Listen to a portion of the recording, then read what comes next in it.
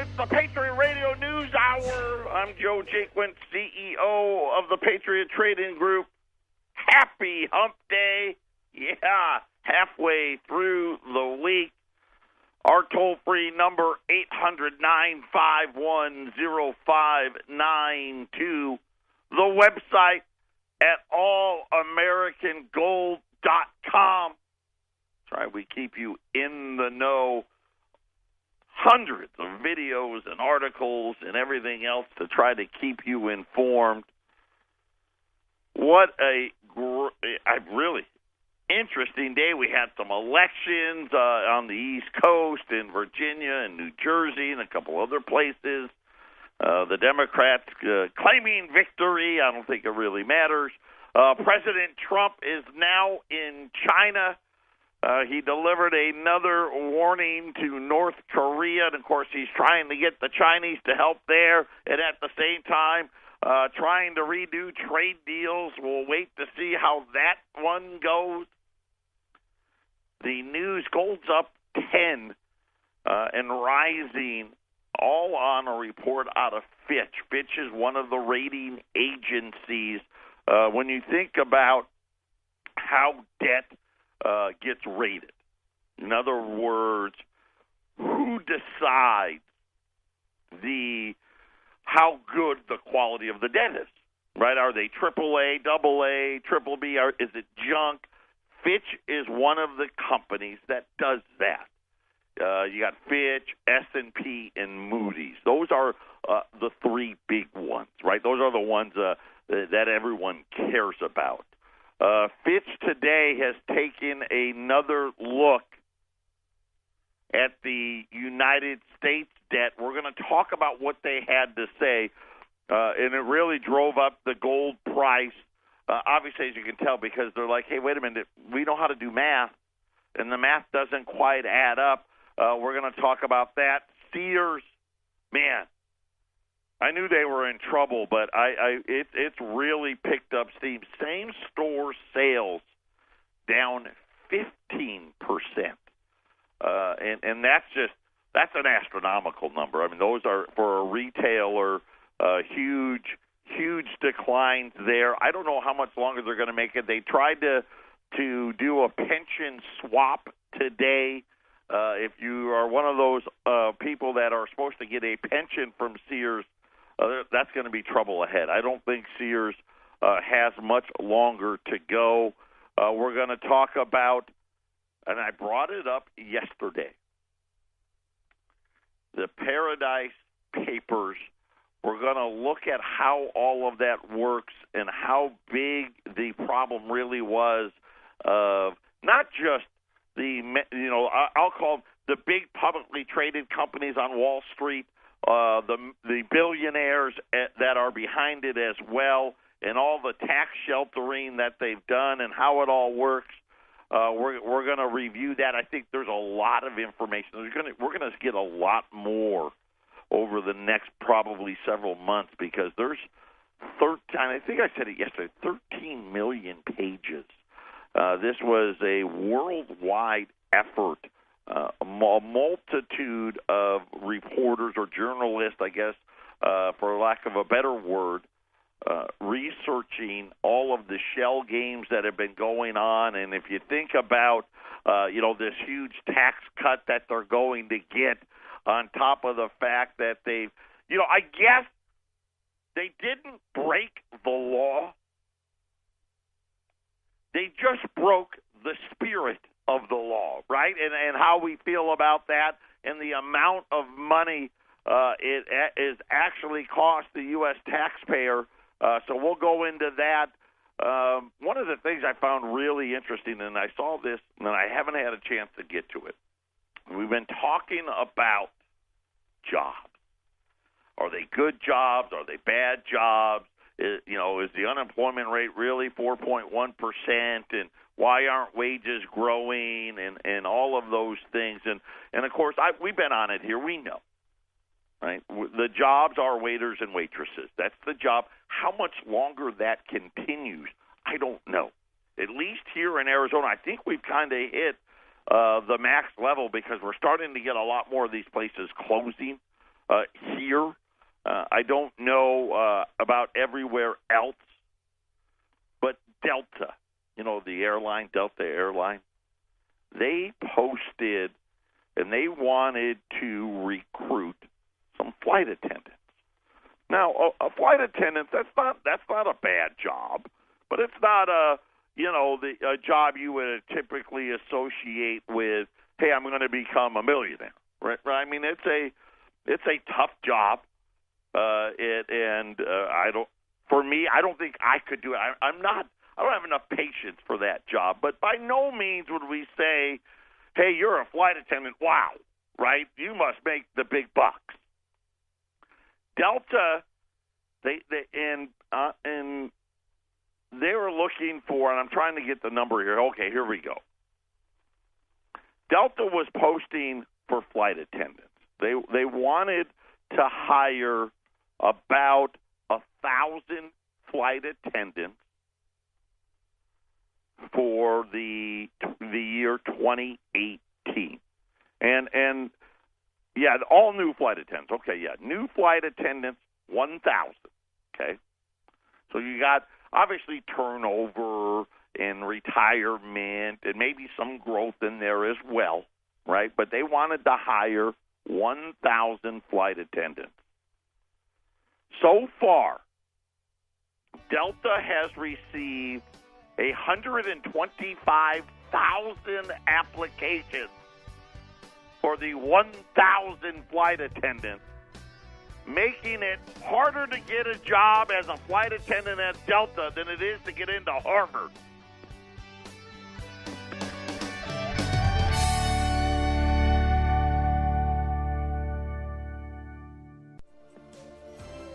$800-951-0592. Yes, the great economy is upon us. Delta wanted to hire 1,000 flight attendants.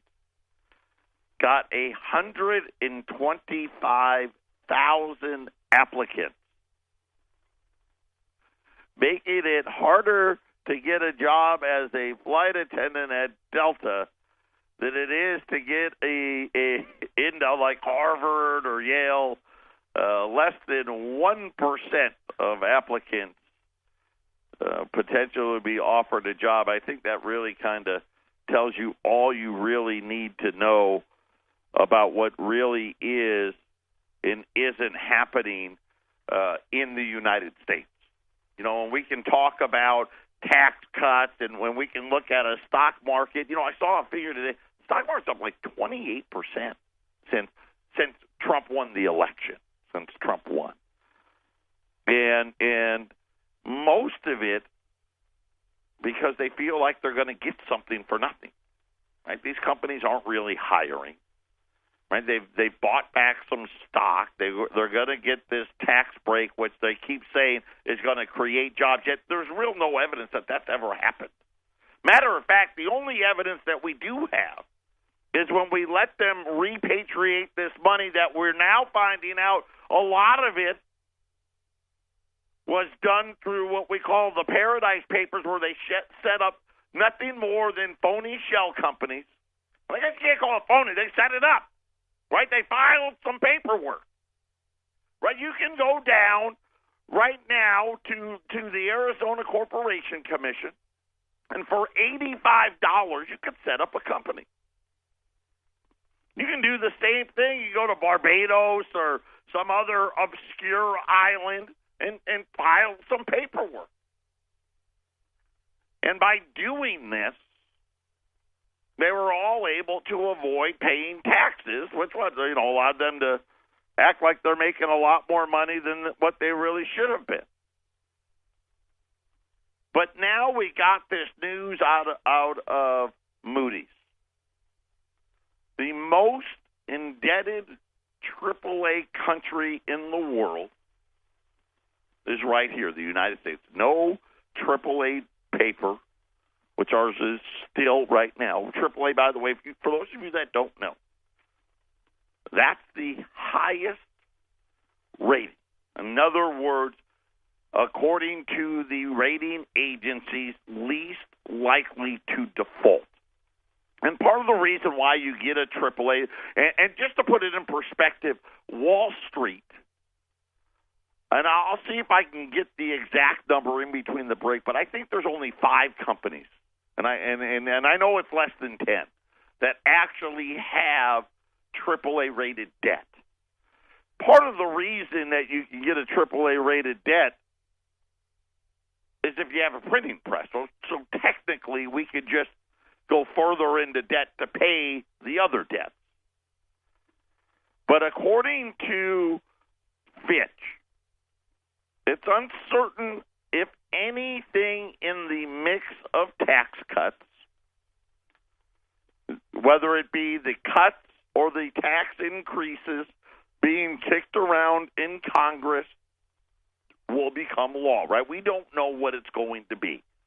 We do know that whatever the original proposal, it'll be something different than that. And we've heard all kinds of different things about this bracket and that bracket and phase in, not phase in, and everything in between. Fitch Rating now believes that some combination of the tax cuts will make it through, and that it will sap the U.S. government revenues. Under any realistic scenario, now this is Fitch.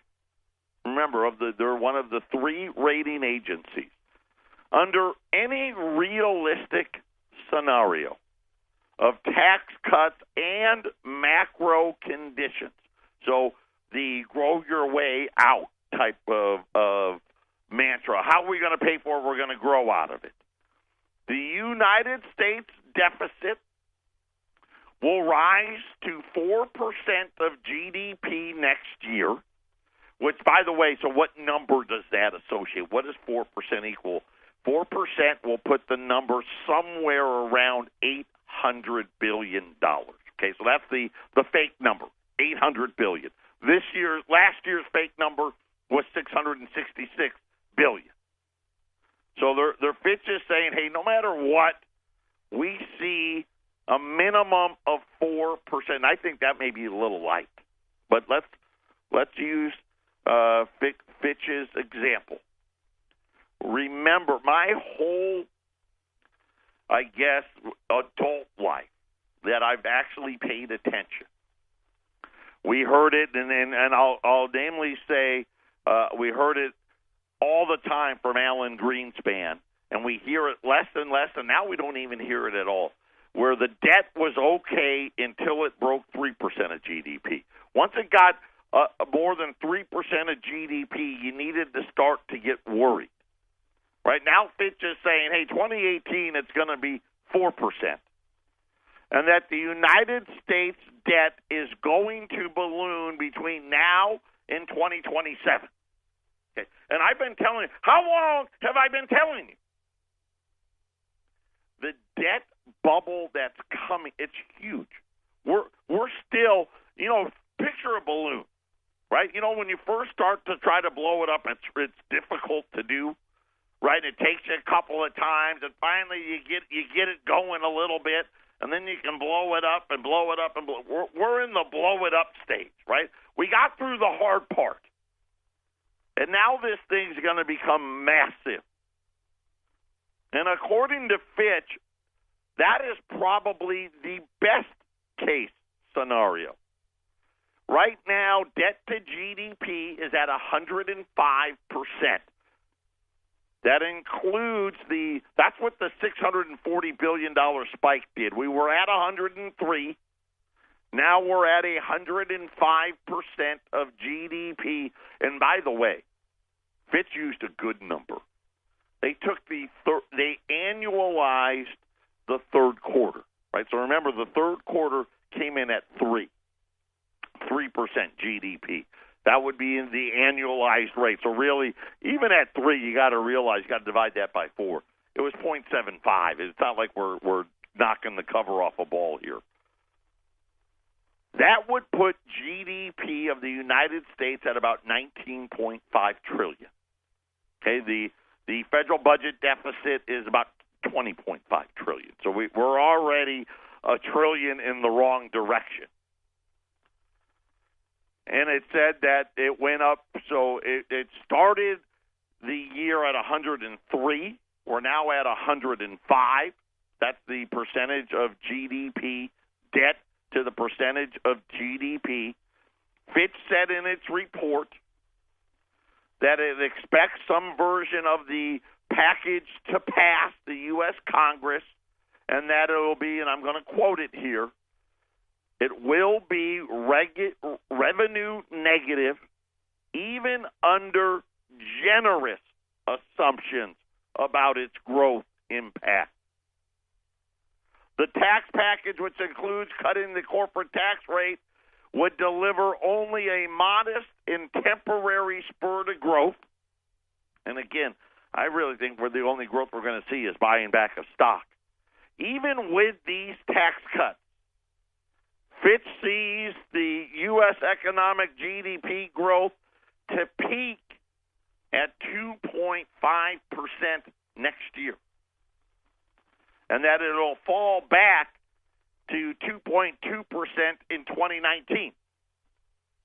So is it, you think about it, is 0.3 of it worth it? Because Fitch knows what I know, right? Fitch knows. They're like, okay. Right, it's just kind of, listen, this is no different than Obamacare. And all the promises Obama made, we're getting the same thing from the Republicans. It says any boost to output from the tax cut is going to be short-lived. These tax cuts will, and I'm going to quote again, not pay for themselves or lead to a permanently higher growth rate. The cost of capital is already low. And see, now this is one of the things that you all need to understand, because why not? I mean, really, it's a massive tax cut. It really is. I mean, taking the corporate tax rate from 35% to 20% is huge. But when you really think about what has already occurred, the Federal Reserve, by bringing these rates down to nothing for 10 years, has already pushed the growth. So Fitch is just kind of like us. They're like, hey, listen, they've already done it, right? If they wanted to build something or they wanted to do some R&D or if they wanted to add payroll, they already did. Because they could borrow the money for nothing. The cost of capital is already low. Corporate profits, according to Fitch, are elevated. In addition, the effective tax rate paid by large corporations is well below the existing statutory rate, right? So the rate, that 35%, no one really pays that, right? Me and you, we get stuck paying it. No one pays that, right? They don't pay anywhere close to that. A lot of them pay less than 20. As a matter of fact, I think the average number when they took, and I don't know if it was the S&P 500 or what sample they used, I think the number came in at like 27%. So we're going to go from 27 to 20. This is something various Fed governors have also suggested, that throwing in these tax cuts to add to demand at this point in the economic cycle could only boost inflationary pressures and lead to additional monetary policy tightening. So in other words, I didn't even think about it. Fitch is saying, hey, listen, not only is growth not going to happen, but you may actually get bad inflation.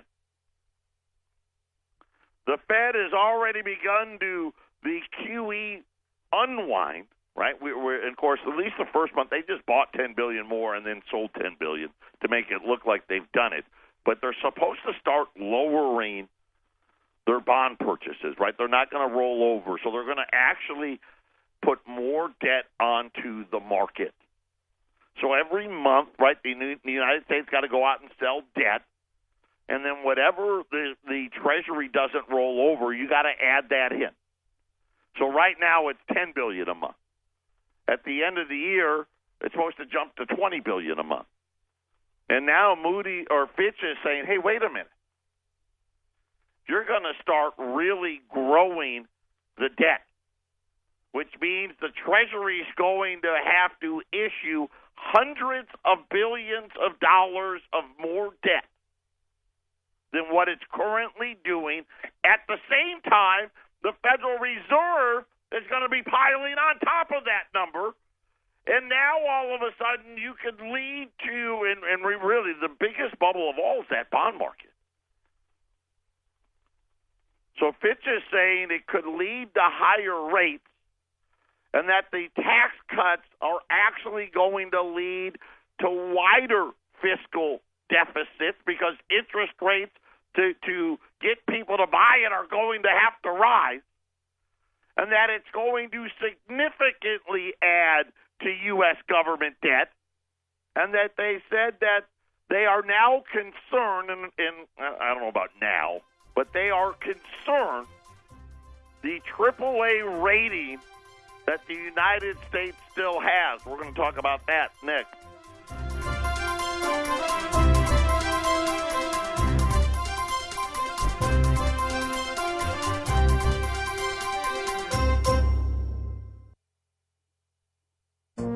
This is the Phyllis Schlafly Report, a daily look at the significant issues of our time from an experienced conservative perspective. Sponsored by Phyllis Schlafly Eagles, this broadcast continues the legacy of Phyllis Schlafly and stands against forces that mock traditional values, slander America, and redefine the family. Now, from the Phyllis Schlafly Center Studios, here's Ryan Haidt. For someone as accomplished as Phyllis Schlafly, the question, what's the most fulfilling thing you've ever done, carries a lot of weight. Her answer will certainly shock you. To Phyllis, her most fulfilling victory wasn't starting the conservative movement, working with President Reagan, or even defeating the Equal Rights Amendment. In Phyllis's own words, the most fulfilling thing she ever did was to teach her children how to read. Phyllis understood that a child's ability to read opens the door for him to become a productive and prosperous citizen. As she put it, most parents work hard to provide their children with the material things of life. Many parents work hard to provide their children with the spiritual things of life, faith in God, moral training, and good and healthy habits. There is something else you can do for your child that is important to both goals, because it's the key to what your child will be able to do on his own. You can teach your child to read. Well, this made it all the more shocking to know that many schools are not teaching students to the point of proficiency in reading from the time-tested phonics method. Instead, they rely on bad systems like the whole language method, which is basically a literary guessing game where kids pretend to read by looking at pictures. Phyllis Schlafly knew that literacy was the cure not only for individual underachievement, but for social maladies as well. She called it an urgent necessity for our whole nation. Reading has the power to lift entire communities that have been impoverished for generations. Reading can open doors for careers and opportunities that were never thought possible. What's more, if someone cannot read well enough to communicate effectively, they will never be able to advance themselves or their children and live out the American dream. Parents cannot rely on Washington, their states, or even their local school boards for this fundamental prerequisite to success in life. We must take on an individual responsibility for the promotion of literacy to those that need it most. Parents and grandparents jumpstart the education of that child you love so much with a proven phonics course. With Turbo Reader, anyone at any age can learn to read. For free information on Phyllis Schlafly's Turbo Reader, call toll-free 1-866-TRY-TURBO. Open the door to a lifetime of reading and self-motivation. Call 1-866-TRY-TURBO. Thanks for listening, and join us again for the Phyllis Schlafly Report. Welcome back. Gold's now up $12, $1,287.50. $1,280. Let's just round it up. $1,288. Silver's up $30, $17.25. Our toll-free number is 800-951-0592. I've got $25 Liberties. We ran them yesterday at $345. Gold's up a dozen, not changing the price, still $345. That is for a $5 Liberty. That's a fantastic opportunity. But I want you to understand what it is you're getting ready for. It's not about tax cuts, and it's not about Fed rate hikes, and it's not about any of that. It's about being prepared and having a hedge against your country's currency and really against your country's debt. That's really, because really what are you hedging? You're hedging the debt. Fitch, and probably the most serious note I've seen since the financial crisis. I'm just going to read you and just a little snippet out of their whole report. The United States will enter the next downturn with a general government structural deficit.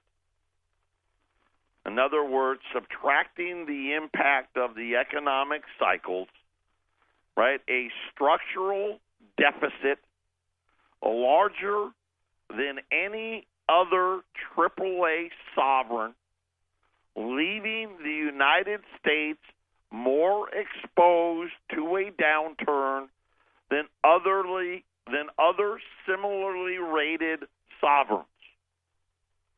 So the few that are left, and there's not that many of these either, AAA, the few that are left, Fitch says the United States, at least in this, is the worst off.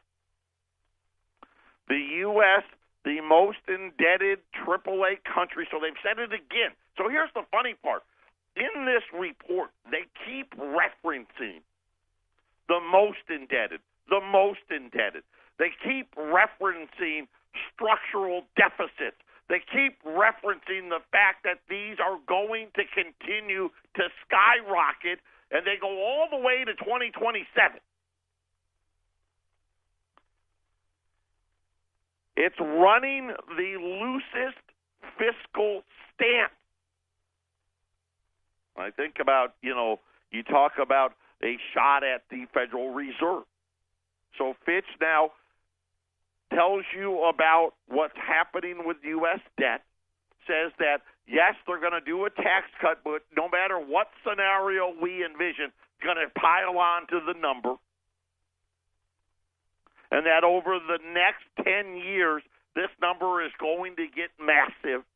They already said 2018, 2018 fiscally has already started. They're already saying we're going to be at 4% this year. What happens when it's 5, 6, 7, 10? And this is what they're worried about. Long-term debt dynamics are more negative than any of the peers, with health and Social Security spending commitments set to rise and rise substantially over the next decade. They said that the two factors are combining to underpin Fitch's rating right now. Long-term considerations that could impact the U.S. credit rating after the tax package takes effect and starts having an impact on the deficits and the debt. In other words, hey, by the way, maybe time, right? After we see what the tax bill is, and once we see what happens with the size of the debt, get ready for a downgrade. I mean, that's really what they're saying. And as nicely as they could say it.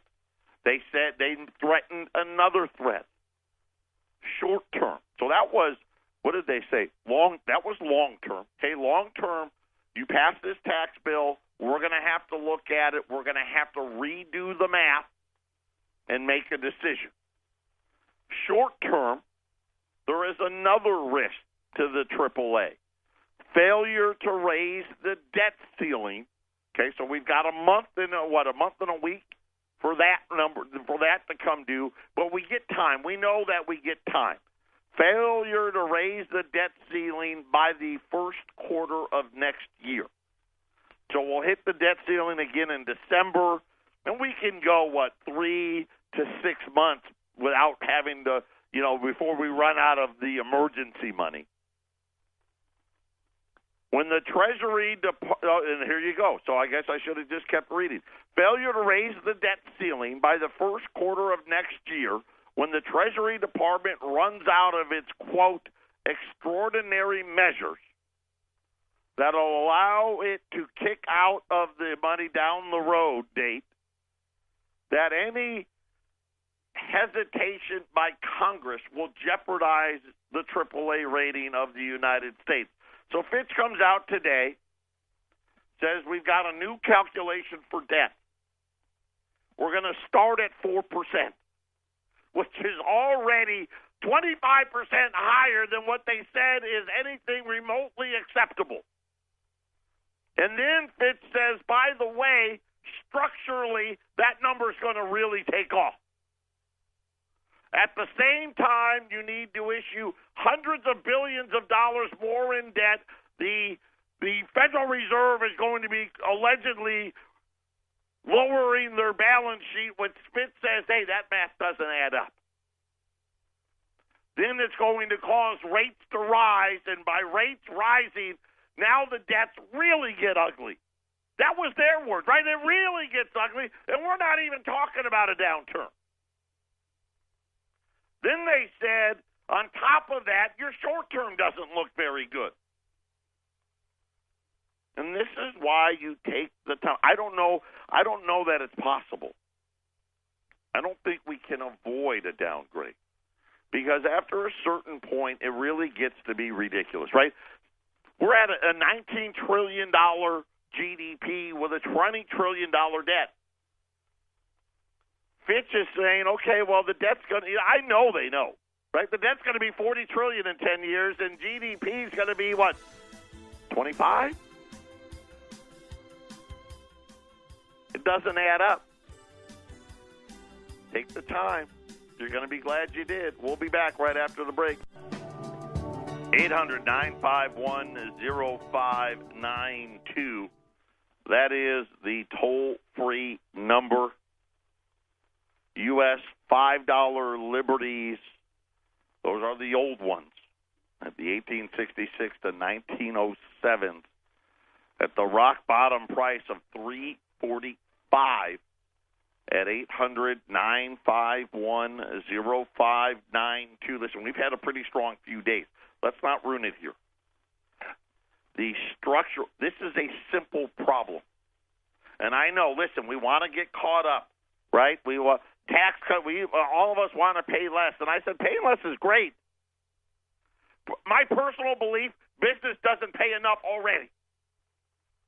If you go through and you look at the Paradise Papers and you see what they've done, I don't know how they're not in prison, right? And again, because they technically didn't break the law, right? They broke the spirit of the law. They always write themselves a loophole, don't they?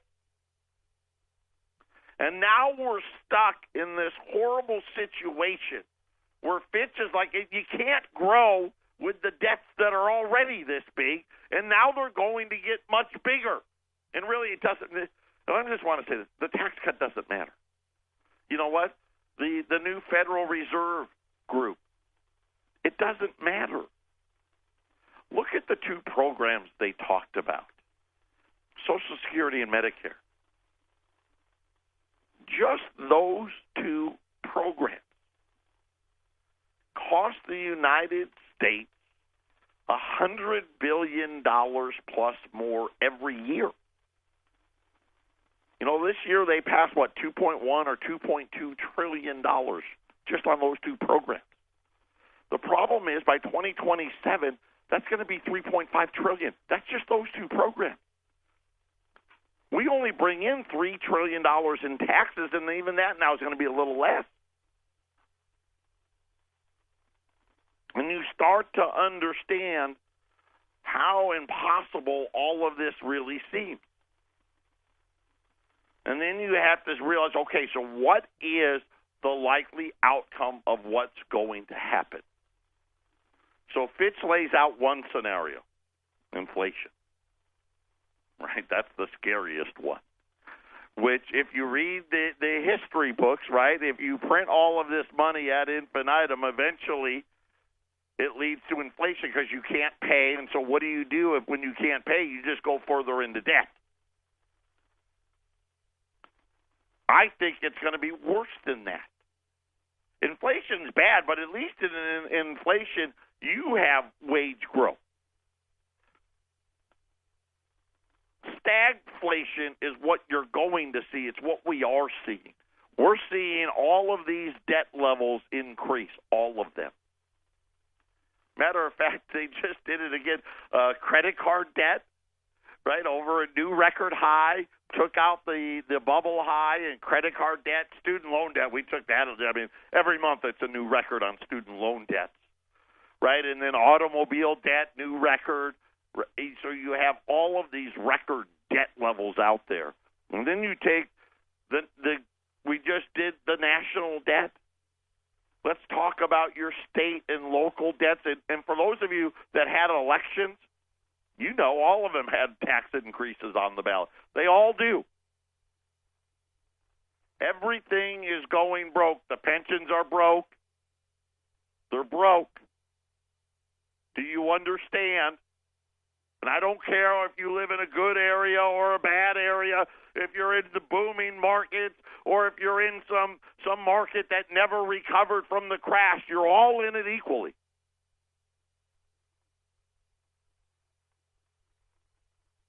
And then you start thinking, in what scenario? So you have inflation, right? That's a scenario.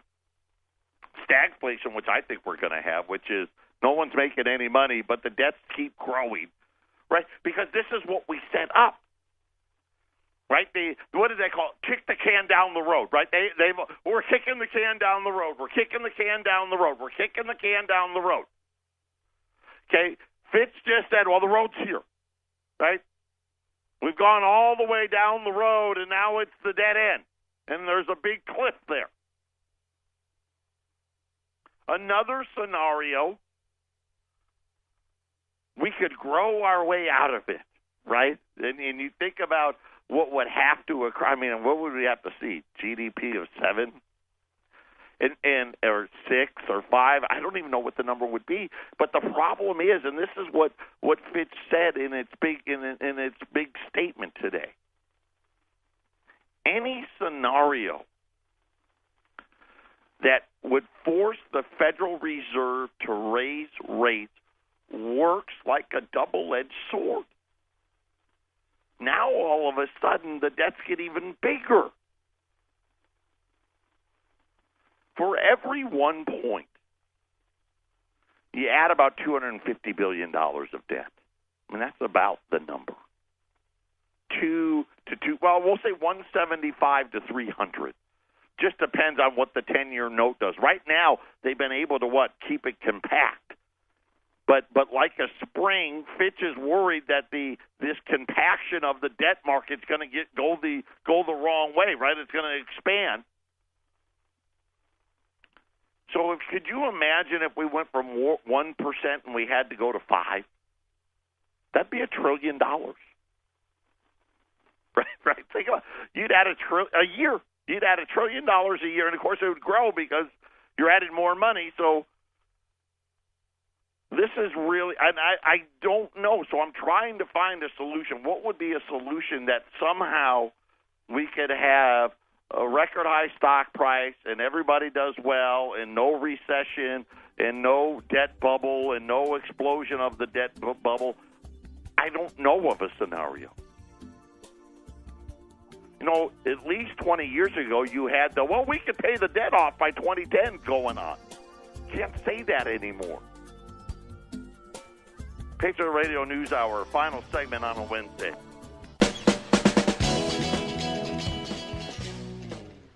U.S. $5 Liberties. There's only 20 of them. $345. And really, when you think about what's going to happen, it really is pretty simple. We got to that point, right, where it just got too big. And now Fitch says 4% in 2018. My guess will be we'll probably be 5-6% by 2021, 22, 10% at least by 2027. And I don't know that there's any scenario where it goes the other way. I didn't have time. I'll do it tomorrow for sure. Talking about how all of these corporations have been funneling money. And it's really interesting because, we think about like the Cayman Islands or Bermuda, much, much more complex and yet so simple, where they actually were using loopholes to move money across countries to take advantage of all of the tax rates, in using countries like the UK, England, the Netherlands, as I guess the intermediary point. So Apple in California would send money to England, right, and then funnel the money from there into some loophole country to avoid paying U.S. taxes. We'll talk all about that. We'll get to it tomorrow. If you want to do some research on your own, the Scientific Reports, it's a journal. If you want to Google Scientific Reports, specifically an article in the July issue of Scientific Reports that's called Uncovering Offshore Financial Centers. And you can kind of do your own research on that. I'll try to get Ramon also if we can. I don't know if we're allowed to or not, but if we are, we'll try to get that up on our website as well. And it comes at a time when, we're giving out corporate welfare, as I like to call it, and it angers me. And, of course, it's part of the reason why we're in the mess that we're in. Gold's $1,287, up a dozen today. Silver's up 20, let's call it 26 cents, $17.20. We were running all those peace dollars. I don't have any of those. I do have a special on rolls of silver quarters. So if you're looking to get into the silver market, you still get really cheap U.S. silver quarters. There's 40 quarters in a roll. These are all pre-1965. They're at $125 a roll. So you can get a roll of silver quarters at $125. The rolls of silver eagles, those are available as well if you want to do that. But really the best buy of the day, definitely on the silver quarters at $125. And then on the gold side, the $5 U.S. Liberties, these are the older ones, at $345. 800-951-0592.